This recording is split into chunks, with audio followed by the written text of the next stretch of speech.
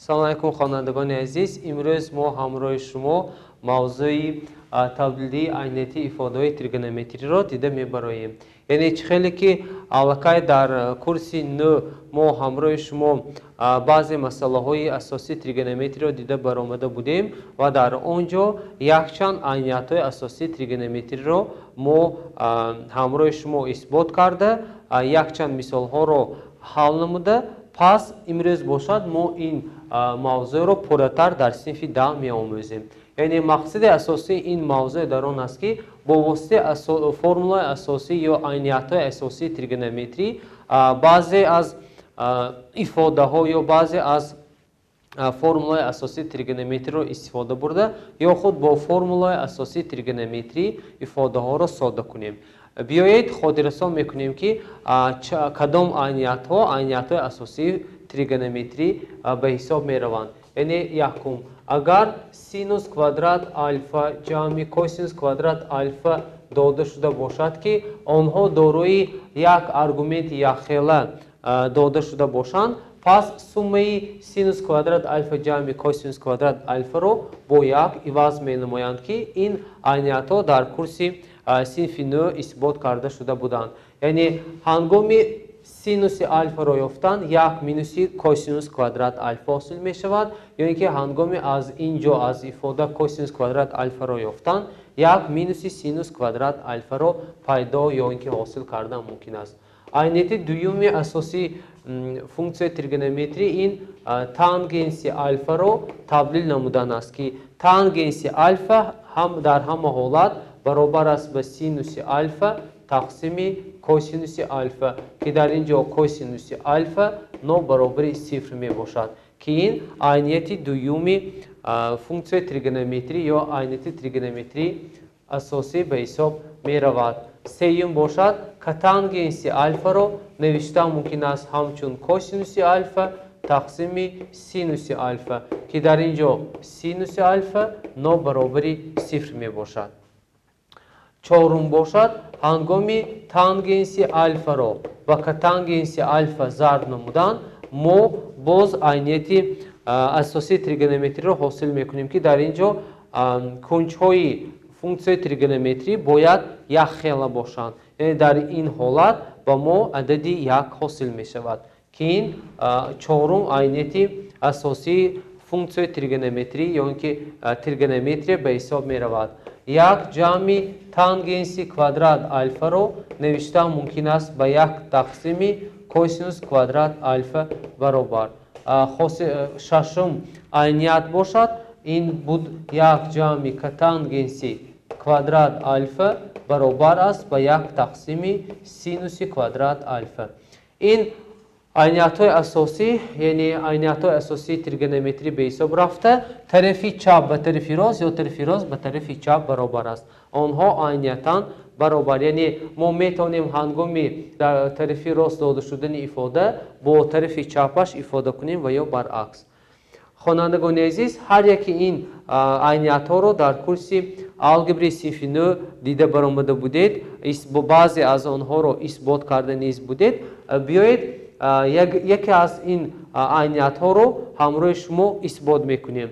یعنی بیایید اثبات کنیم که در حقیقت یک جمع تانگنس کوادرات الفا برابر است با یک تقسیم سینوس کوادرات الفا. برای اثبات کردن عینیتی داده شده ما پیش از همه از قاعده های در بالا بوده رو استفاده میبریم. یعنی می نویسیم اثباتی عینیتی ششم. یعنی در اینجا گفته می شود که یک جمع تانگنس کنج دلخواهی فونکسیون تانگنس برابر است با یک تقسیم سینوس کوادرات الفا.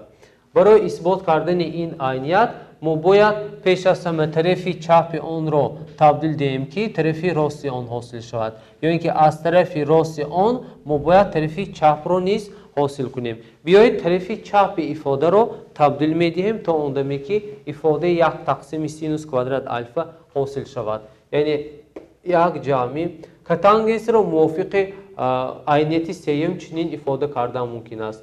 کوسینوس الفا تقسیم سینوس الفا در کوادرات برابر است با یک تقسیم سینوس کوادرات الفا.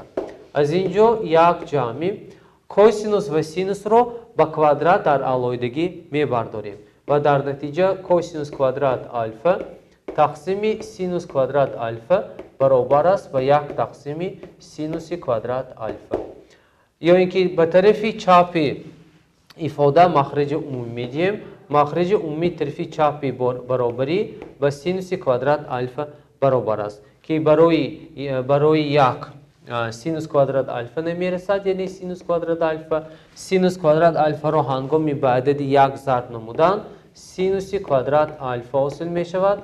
جمع کوسینوس کوادرات الفا برابر است با یک تقسیم سینوس کوادرات الفا. خیلی که از این ifade معلوم گردید سینوس کوادرات الفا جمع کوسینوس کوادرات الفا و مو با یک برابر است که از عینیت یکمی تریگونومتری میدونیم و هم سینوس کوادرات الفا برابر است با یک تقسیم سینوس کوادرات الفا. خیلی که خوانندگان عزیز میبینید ما اثبات کردیم که در حقیقت یک جمع تانگنس کوادرات الفا برابر بوده است با یک تقسیم سینوس کوادرات الفا، یعنی عینیت اثبات کرده شد. عینیت اثبات کرده شد. اکنون با واسطه این عینیت های اساسی تریگونومتری یعنی که ما میتونیم یک چند فرمولای دیگری تریگونومتری را استفاده برده موضوع امروزه را مستحکم نماییم. خوانندگان عزیز اکنون شروع میکنیم برای مستحکم کردن موضوع امروزه. یعنی در مثال یکم چنین گفته شده است عینیت ها رو اثبات کنید و در اینجا دو ifade تریگونومتری نوشته شدند که ما اونها رو باید اثبات کنیم که کوسینوس کوادرات الفا برابر است با حاصل ضرب یک مینوس سینوس الفا و یک جمع سینوس الفا و در ifade دوم باشد یک مینوس تانگنس کوادرات الفا تقسیم یک جمع تانگنس کوادرات الفا برابر است با کوسینوس نشان دهنده شور الفا مینوس سینوس نشان دهنده شور الفا. یعنی ما باید عینیت های داده شده رو موافق عینیت های اساسی که در بالا ذکر کرده بودیم اثبات کنیم. بیایید شروع میکنیم از اثبات عینیت های داده شده. یعنی در اول ما اثبات میکنیم که کوسینوس کوادرات الفا با ifade زیرین برابر است. ما خیلی که در گفته بودیم برای اثبات کردن عینیت ها ما میتونیم طرف چپ رو به طرف راست تبدیل دهیم یا اثبات کنیم یا اینکه برعکس طرف چپ اون رو چنان تبدیل دهیم که طرف راست اون حاصل شود. در بعضی موردها برای اثبات کردن عینیت ها هم طرف چپ هم طرف راست تبدیل داده می شود که تا اندامی که هر دوی این طرف ها رو برابر بودن آنها رو ما باید اثبات کنیم. یعنی طرف چپ برابر رو می نویسیم یک مینوس سینوس الفا ضرب یک پلوس سینوس الفا و موافق فرمول ضرب مختصر این ifade ها رو این قوس ها رو میکشویم. یعنی یک کوادرات مینوس سینوس کوادرات الفا این برابر است با یک رو به درجه دو برداریم یک مینوس سینوس کوادرات الفا حاصل می شود که از یک سینوس کوادرات الفا را هنگامی ترک کردن کوسینوس کوادرات الفا حاصل می شود که توقع کرده شده بود این عینیت رو اثبات کرد. اکنون بیایید b رو نیز اثبات میکنیم. یعنی که در مثال b ما باید اثبات کنیم که طرف چپ و طرف راست برابر است. در اول طرف چپی این عینیت رو تبدیل میدیم یعنی می نویسیم طرف چپی این ifade یعنی در طرف چپی ifade با ما یک مینوس تانگنس کوادرات الفا تقسیم یک پلوس تانگنس کوادرات الفا داده شده است. یعنی می نویسیم یک مینوس تانگنس کوادرات الفا تقسیم یک جمع تانگنس کوادرات الفا این برابر است. خیلی که معلوم است تانگنس الفا رو ما با واسطه سینوس تقسیم کوسینوس ifade میکنیم. یعنی مینوس سینوس الفا تقسیم کوسینوس الفا در کوادرات تقسیم یک جمع سینوس الفا تقسیم کوسینوس الفا در کوادرات و صورت و مخرج اون رو از قوس آزاد میکنیم با مخرج عمومی میاریم صورت رو به مخرج تقسیم کرده یگان ifade تریگونومتری ساده رو پیدا کردن ما ممکن است. یک مینوس سینوس الفا رو با کوسینوس الفا هنگامی تقسیم کردن ما حاصل میکنیم سینوس کوادرات الفا тақсими косинус квадрат альфа ва дар поён бошад 1 ҷамъи синус квадрат альфа тақсими косинус квадрат альфа баробар. Анакун сурати каср ва махраҷи касрро бо махраҷи умумӣ меорем. Яъне дар сурат косинус квадрат альфа дар ин ҷо бошад косинус квадрат альфа менависем косинус квадрат альфа минуси синус квадрат альфа. Дар махраҷ бошад барои махраҷи умумӣ косинус квадрат альфа ба ҳисоб меравад. Яъне косинус квадрат альфа дар боло қайд мекунем косинус квадрат альфа ва чунин ифодаро ҳосил мекунем. Дар натиҷа ифодаи якумро бетағйир мегузорем косинус квадрат альфа минуси синуси квадрат альфа тақсими косинуси квадрат альфа. Азбаски косинус квадрат альфа ҷамъи синус квадрат альфа ё баръакси ин ифода сумми ин ифода ба мо якро медиҳад, пас ба ҷои сурат якро ифода намуда чунин ифодаро ҳосил мекунем. Яъне косинус квадрат альфа минус синус квадрат альфа тақсими косинуси квадрат альфа. Тақсимро бо зарб иваз намуда косинуси квадрат альфаро ҳосил мекунем. Дар натиҷа косинус квадрат альфа бо косинус квадрат альфа ихтисор шуда ба мо косинуси квадрат альфа минуси синуси квадрат альфа ҳосил мешавад ки ин гӯё тарафи чапи баробарӣ ба ҳисоб меравад. Анакунун тарафи рости онро низ табдил медиҳем. Тарафи рост яъне дар тарафи рости айният ба мо косинуси 4 альфа минуси синуси нишондиҳандаи 4 альфа дода шудааст ки мо онро бояд табдил диҳем.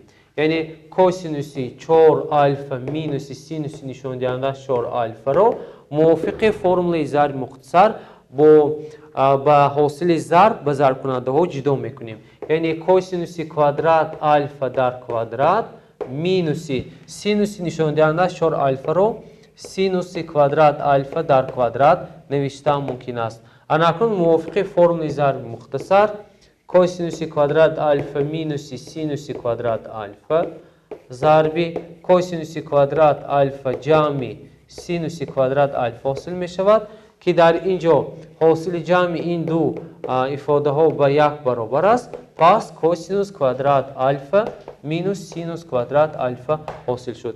Хеле ки аз ин ифода маълум гардид тарафи чап бо тарафи рост баробар аст, пас ин ифода айниятан баробар аст. Дар ин ҳолат менависем исбот карда шуд. Хонандагони азиз, анакун мисоли дуро дида мебароем. Дар шарти мисоли дуюм чӣ номудааст? Ифодаро содда намуда қимати ададии онро ҳисоб кунед. Яъне ки дар поён дар зер ифодаи тригонометрӣ дода шудааст ки қимати ин ифодаро ҳангоми альфа баробари пи тақсими 6 будан ҳисоб карда шавад. Барои он ки қимати ададии ин ифодаро ёбем, пеш аз ҳама аввал ин ифодаро содда намуда баъдан қимати ададии онро ҳисоб кунем.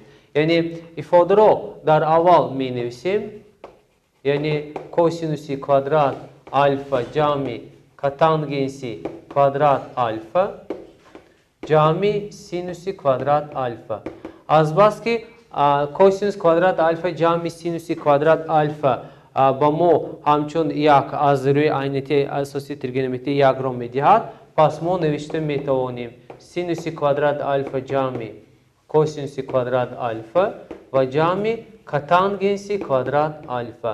Дар натиҷа ин қавс ба мо якро медиҳад ё ин ки ифода меёбад боз як ҷамъи катангенси квадрат альфа. Ин баробар аст ба якро ба катангенси квадрат альфа ҷамъ намудан айнияти дигари тригонометрия ҳосил мешавад ки ба ҷои ин ҳосили сумма мо метавонем як тақсими синуси квадрат альфаро гузорем. Хеле ки аз ин ифода маълум гардид, мо ифодаро содда намудем.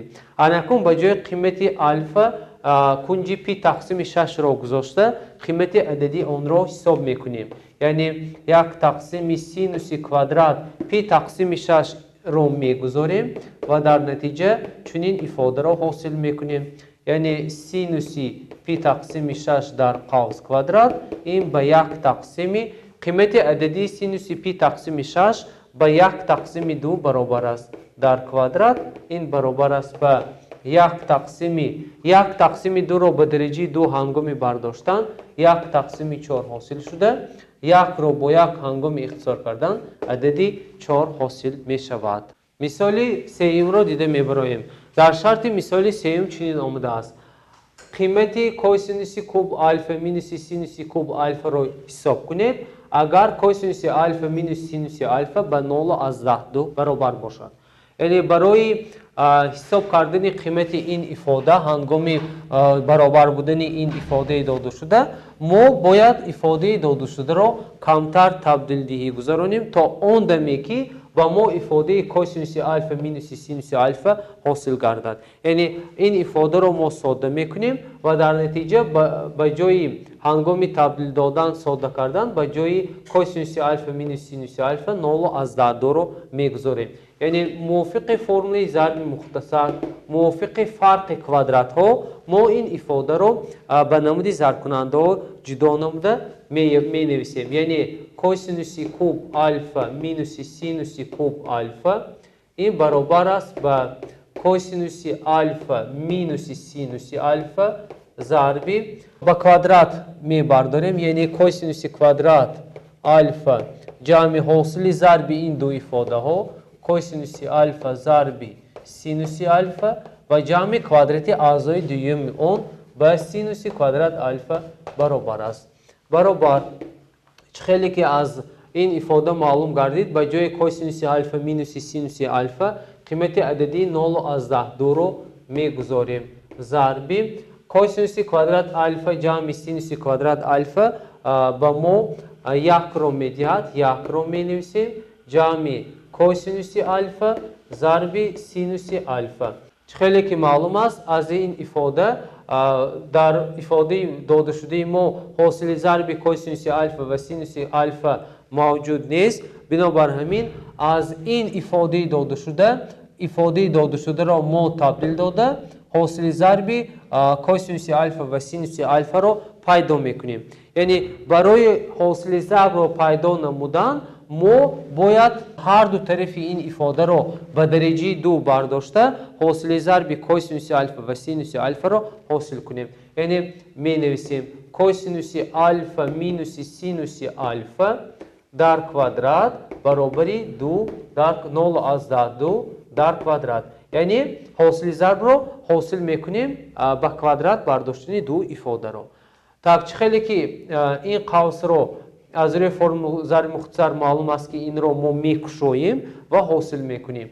کوسینوس کوادرات آلفا مینوس 2 سینوس آلفا ضرب کوسینوس آلفا از جای عوض نمودن ضرب شونده حاصل ضرب تغییر نمییابد و جمع کوادراتی اعضای دوم به سینوس کوادرات آلفا برابر است. 0.2 رو به درجه 2 برداشتن 0.4 حاصل می شود.